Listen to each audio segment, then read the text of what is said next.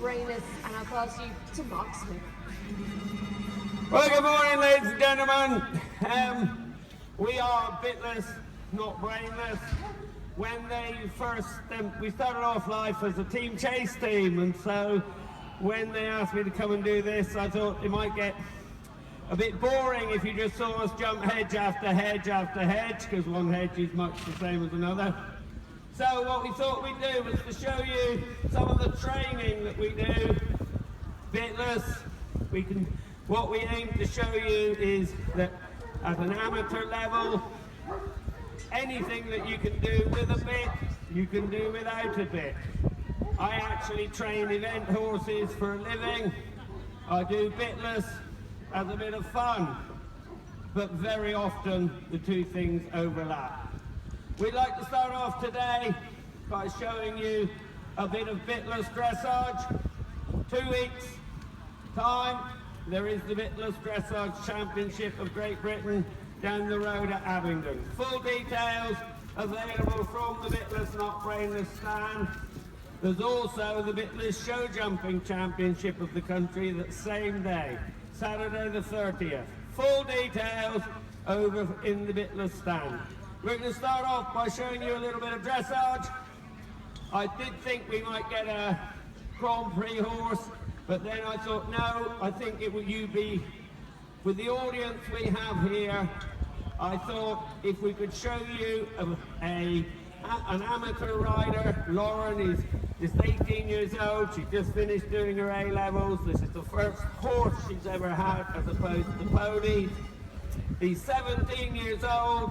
He took her to the Badminton Grassroots final last year, and she's going to do a B100 test that hopefully you can all relate to.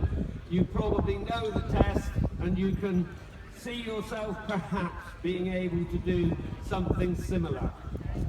It isn't that much different from riding with a bit.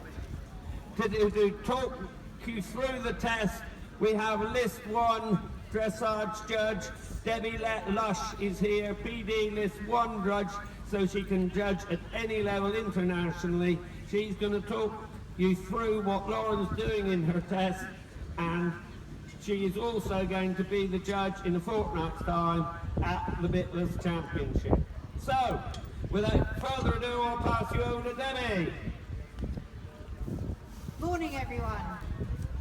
We hope you'll find this an interesting demonstration, just really to show that you can still guide a horse just as successfully with or without a bit, because it's all about body position and weight aids. If you have a bit in the horse's mouth, that should be a very minor piece of your aiding, not a major piece. So taking the bit away gives you a chance to actually find out how good your steering is and your aids for the transitions are without that extra bit of control. So, Lauren's going to ride through the test. The horse has done the test 4 days in a row now. He rather starts to know it, and I'm hoping that after 4 days she's got this perfected. We just hope that today he's not going to be too bored. So, whenever you're ready, Lauren, just ride through the test. I'm going to talk through it and tell you what's happening and what can be changed to make it a little better, and then we'll just have a little look at the aiding afterwards. So, ding ding. She's going to turn down the centre line and turning left at the end. It's a nice straight line. And then she's going to go to E and ride a 15-metre circle. 15 metres is 3/4 of the way across the school, so that takes some judgment. That's it. That's quite a nice size circle now. I'd love to see the horse with just a little bit more inside bend, and that means he has to be a little bit more off the inside leg. So now she's going to turn down the centre line again. Same thing there in the turn. She rides an accurate test, but I'd like to see a little bit more supple bending. She's going to turn to the right this time, and then go to B and ride again, 15-metre circle. Horses always bend better one way than the other, and he likes to go round to the right rein, sometimes a little bit too much with his neck. So there, I will be happy with that degree of bend for that circle. probably be a mark higher than the previous one. Okay, now he's going to come into the walk. Am I wrong? Oh yes, the diagonal foot. I don't know this test. I don't judge horse trials tests. Okay, so now he's going to come into the walk, I think. Good. And you can see she's come to a halt at C. Quite easy to actually aid the horse to come to the halt even without the bit, because it depends on the upper body position, the weight in the saddle, and what you do with your legs, not what you do with your hands. So now she's going to go for a free walk on a long rein, and he's going to take the rein and stretch down and walk out in a nice march. I'd love to see him putting his head down a little bit more, but he just wants to do a bit of sightseeing because he really has got a bit bored with this test now. Doing the same test 4 days in a row is really quite unusual, and I can imagine that will be quite boring for a horse. It's not something that we would normally do, is drill the horse that often. Very nice transition to trot and into the canter, and then she's going to ride a 20-metre circle at E. No, let's see. You see how well I know the test. That's it. So here we have again the nice bend. Horse coming round the circle quite nicely. Maybe a little too much neck bend. It's going to change the rein on the diagonal and trot at X. I can remember this bit. Yeah, and very nice, accurate, nice smooth downward transition. Remember that this is all being done without a bit. Nice transition to the canter. She's going to canter down the long side. I'd say a little bit of a wobble bar past F. We've got it back and organised again. Now she's going to make a 20-metre circle at C. And Lauren has improved and learned from yesterday's lessons, which was all about turning the upper body to help the horse make the bend. So back across the next diagonal. And again, a trot transition at X.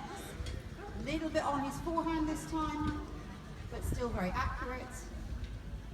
Coming down the centre line, he's just getting a little bit too deep now because he's getting a little bit tired and a little bit bored. And then forward to the transition to halt. Thank you very much. Okay, so you can clearly see that Lauren can steer the horse and guide him and make the transition aids, and all of this without a bit. And it is all down to what you do with your body and your weight. So as she walks around here on a free walk on a long range, she can do what I would suggest that some of you try at home. Just turn your shoulders a little bit more, Lauren, and actually guide him round into the circle. Just look a little bit more round to the right. That's it. So as she turns her body, do you notice how the horse is turning his upper body, his body, he's turning his shoulders, he's coming round on the circle. As you might meet X, turn your shoulders to the left and go round the other way. Because what you do with your body, the horse will do with his. So as she turns her body to the left, it might take him a moment or two to get there, but yeah, there we go. He turns his shoulders, comes round to the left circle. Even though he's actually losing some attention, his body is still responding to what Lauren's doing with hers. Her weight is a little bit in her inside stirrup, and that's also helping him to turn. What you have to understand is that these aids are not something that a horse has to learn. These are natural responses to the rider's weight position. Okay, so as you put your weight to the inside, just step on your inside stirrup for a moment and turn your shoulders. Yeah, and he's just starting to turn because the horse's body will always move to stay underneath the rider's weight. And this is something that we have to work with, not work against. So if you try turning and aiding your horse and asking him to turn onto a circle, when your weight is in the wrong place, you actually compromise his body's natural responses, and the only way he can turn is to stiffen his body up, and that of course is exactly the opposite of what we want, because we want him to stay supple and loose and elastic.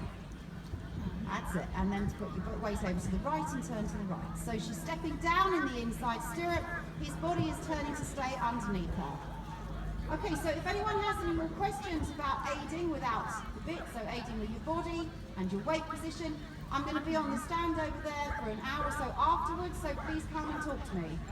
And I'll hand you back to Mark. Thank you very much, Debbie and Lauren.